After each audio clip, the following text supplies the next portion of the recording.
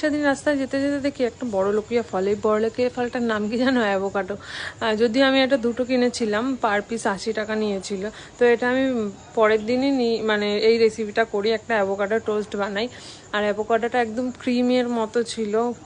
ফোনে এতদিন যা দেখেছি, আর আমার অনেক দিনের ইচ্ছে ছিল যে কোনো একদিন যদি আমি অ্যাভোকাডো পাই অবশ্যই আমি আনবো। আর প্রীতমও দেখে বলেছিল যে নিয়ে যা। এই মাথার দিকটা একটু কেমন একটু কালো কালো হয়ে গেছিলো, ওটা আমি কেটে বাদ দিয়ে দিয়েছি। আর এর জন্য আমার লেগেছে এই রেসিপিটা করার জন্য টমেটো, পেঁয়াজ, ধনেপাতা, লেবু আর নুন, গোলমরিচের গুঁড়ো, ব্যাস এটুকুই। এটা পুরো আগে ম্যাশ করে তারপরে সব কিছু দিয়ে নিয়েছি। এর মধ্যে টমেটো, লেবু, ধনেপাতা সব কিছু দিয়ে একদম ভালোভাবে মিক্স করে নিয়েছি। আর মিক্স করার পরে এটা একদম ক্রিমের মতো হয়ে গেছে। আর অ্যাভোকাডোটা না প্রচুর অয়েল আছে, মানে গুড ফ্যাট। অ্যাভোকাডো খাওয়া খুব ভালো।